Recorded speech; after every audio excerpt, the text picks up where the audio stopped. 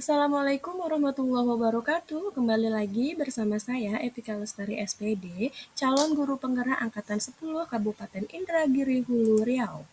Baiklah, pada pertemuan kali ini saya akan mengumpulkan dan menyampaikan tugas saya mengenai kesimpulan dan refleksi pemikiran Ki Hajar Dewantara pada modul 1.1 tentang koneksi antar materi.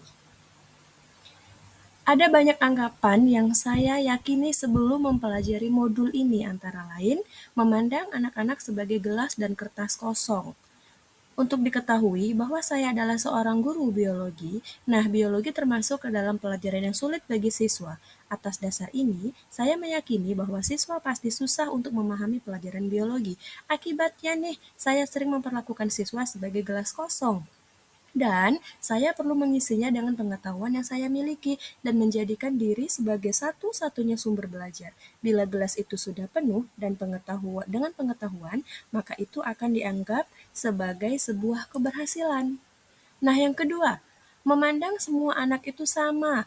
Yang saya maksud adalah semua anak punya dan harus diperlakukan sama dalam pembelajaran, yang mana saya harus menyeragamkan metode pembelajaran tanpa mempertimbangkan minat dan potensi masing-masing anak. Di sisi lain, dengan menyeragamkan metode pembelajaran, maka saya tidak perlu disibukkan lagi dengan pengolahan pembelajaran dalam kelas. Nah, yang ketiga, saya adalah penguasa kelas. Saat melaksanakan pembelajaran, saya menganggap bahwa siswa harus mengikuti aturan saya dalam pembelajaran. Saya punya kewenangan sepenuhnya untuk mengatur kelas menurut apa yang saya anggap baik. Jika ada yang melanggar aturan yang saya buat dalam pembelajaran, maka saya berhak memberi hukuman. Yang keempat, fokus saya adalah mengajar. Yang saya maksudkan adalah saya lebih memfokuskan menyelesaikan materi dan ketuntasan anak-anak pada KKM serta pada aspek kognitif siswa semata. Nilai atau grade adalah prioritas bagi saya. Nah, setelah mempelajari pemikiran Ki Hajar Dewantara dalam modul 1.1 di Pendidikan Guru Penggerak ini, anggapan pertama, bahwa saya tadi memandang anak-anak sebagai gelas dan kertas yang kosong itu bertolak belakang dengan pemikiran Ki Hajar Dewantara. Dengan pandangan tersebut, maka secara tidak langsung menganggap anak sebagai objek dan saya selaku guru sebagai objek. Ki Hajar Dewantara menyatakan bahwa hidup tumbuhnya anak itu terletak di luar kecakapan atau kehendak kita kaum pendidik. Anak-anak itu sebagai makhluk, manusia, dan benda hidup, sehingga mereka hidup dan tumbuh menurut kodratnya sendiri. Dan demikian, maka saya selaku pendidik hanya bisa mengarahkan tumbuh kembangnya kodrat tersebut. Nah, kemudian yang saya memandang semua anak itu sama. Anggapan ini tentu keliru dan tidak sejalan dengan pemikiran Ki Hajar Dewantara. Menurut Ki Hajar Dewantara, setiap anak itu istimewa adanya. Mereka punya keunikan dan karakteristik yang tersendiri sebagai individu. Nah, yang ketiga, menjadikan diri saya adalah penguasa kelas.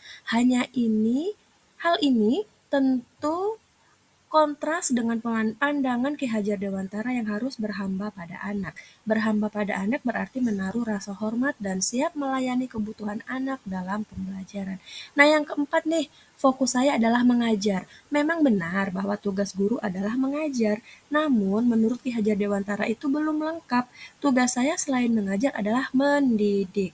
Mengajar hanya berfokus pada hal-hal yang bersifat lahir atau fisik, sedangkan mendidik berfokus pada hal yang bersifat batin ya, atau mental. Selain itu, mengajar hanya tertuju pada pencapaian nilai atau grade, sedangkan mendidik lebih diarahkan pada pengembangan nilai atau value pada anak. Nah, jadi dari pemaparan yang dapat saya utarakan, berikut kesimpulannya adalah setelah memahami pemikiran dari Ki Hajar Dewantara dan menyadari kekeliruan saya bertekad untuk mulai melakukan perubahan pada pembelajaran yang saya lakukan.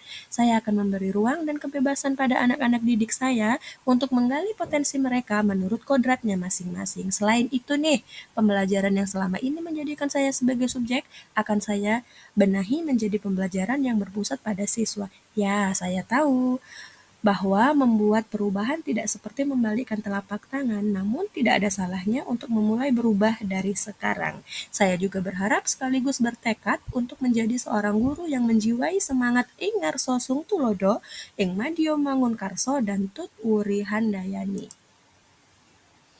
Terima kasih, semoga bermanfaat.